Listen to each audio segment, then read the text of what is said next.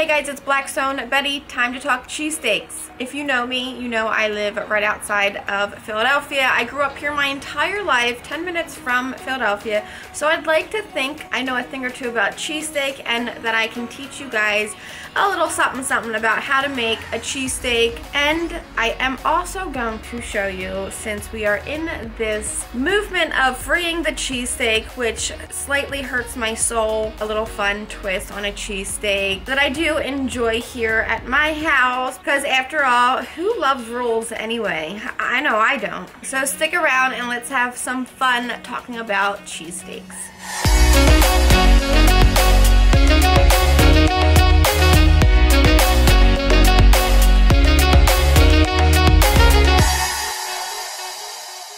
Okay, cheesesteaks. A cheesesteak is simply steak and cheese on good bread. Now for our steak sandwich, of course, if you don't live near the Philadelphia area, you're not going to easily be able to find shaved or what we call chipped ribeye steak, where it's sliced down super thin.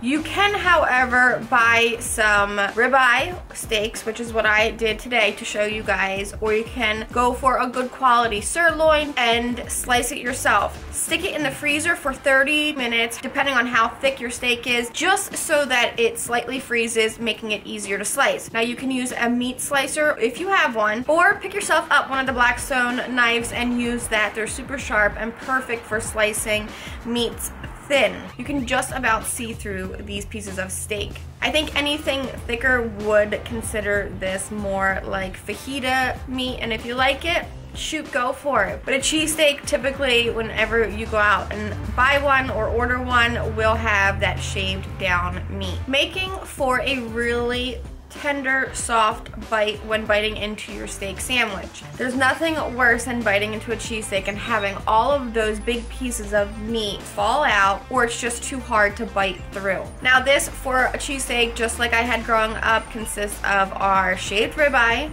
We have, of course, some sweet onions or white onions, and these are diced up to a medium size. You'll want some kind of oil to fry these up in. I always grew up using vegetable oil or olive oil, although sometimes now I will use duck fat because I love the flavor of it. A good cheesesteak requires a good cheese, and Cooper Sharp American cheese sliced at the deli is my #1 for a cheesesteak. It is so delicious and so creamy, and I know I've showed you guys a million times how I melt through this cheese into a cheesesteak, but today I'm adding a little twist to it and I can't wait to show you guys. I have a nice long 24-inch Licio roll. There is nothing more important to a cheesesteak sandwich, for us at least around here, than good bread. It has to be a nice Italian loaf. You can go seedless or seeds. I love the sesame seeds added to the rolls.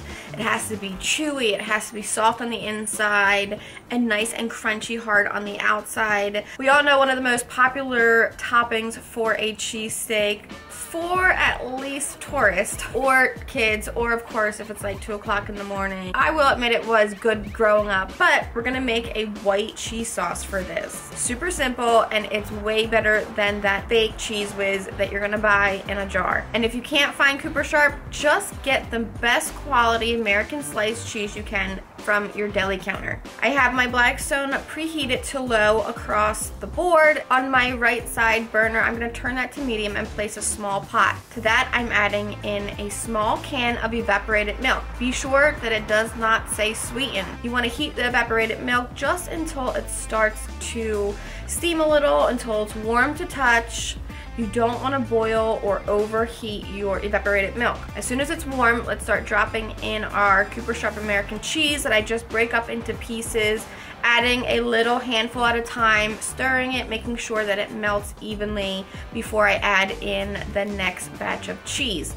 You can add in about half of a pound of cheese to this small can of evaporated milk. You can give or take if you like it thinner or thicker as well. Just note that it will thicken as it cooks and as it stands. This cheese sauce also reheats perfectly, and it's perfect for dipping in your fries. Around here, there's one thing we all love, and that is Krabby fries. We love our French fries loaded up with Old Bay and dipped into this Cooper Sharp cheese sauce. Now, as that all melts through, through, we're gonna drop down some of our duck fat, spread that around, and drop down our onions. Give them a toss to coat and let them begin to cook.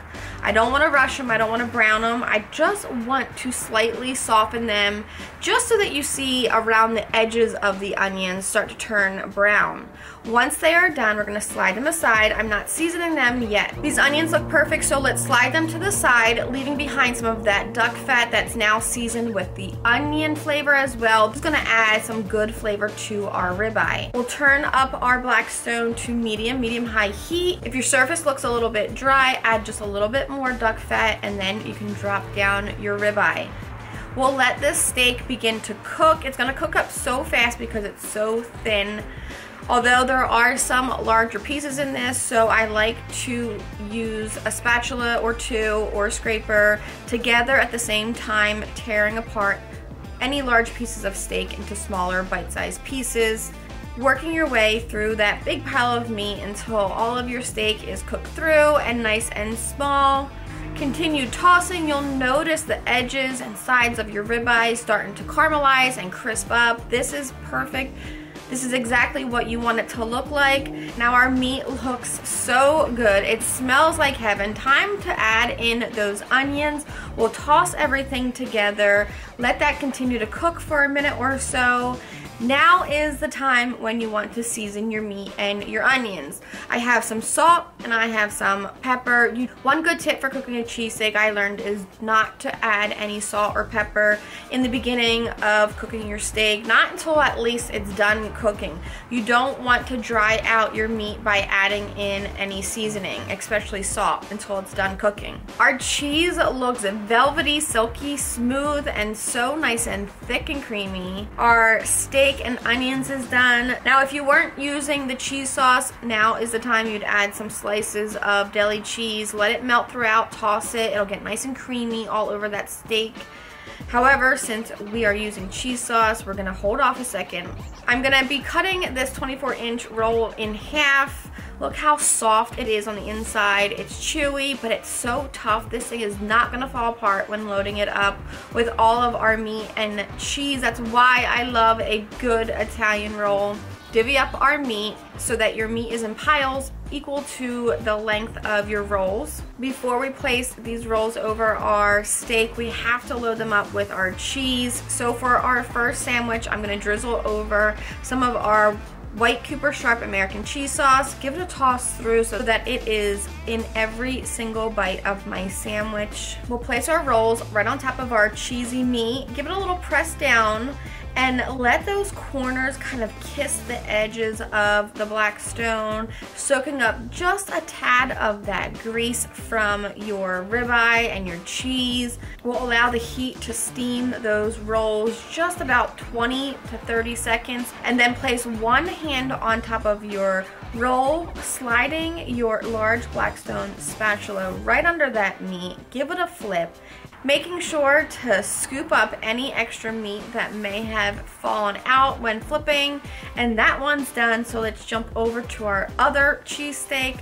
For this one, I am adding to my cheesesteak some Kewpie mayo and a little sriracha ketchup to give it a little bit of heat. I'm also going to be adding in some green onions, and I'm gonna add in some drippy, dippy, sexy eggs to the top of this. It's going to be delicious, I know, because you can never go wrong with steak and drippy, dippy, sexy eggs off of the Blackstone. I'm gonna drop down a little bit of duck fat, drop down our eggs, season them up with a little bit of salt and pepper.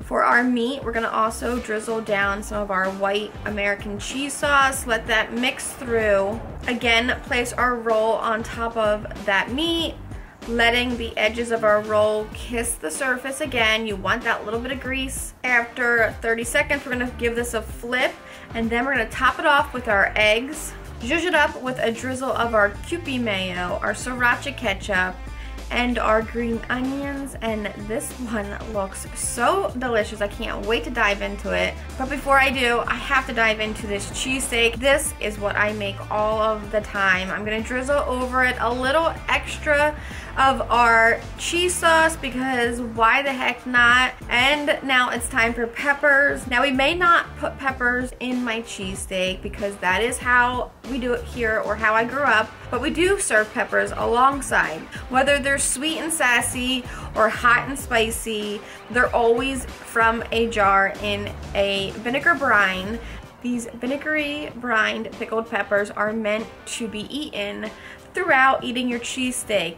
And there's a reason why. Eating these after a couple bites or so really helps to cut that richness flavor. A cheesesteak is so rich and fatty and delicious that when you take a bite of these vinegary peppers, it really just balances out your taste buds in your mouth.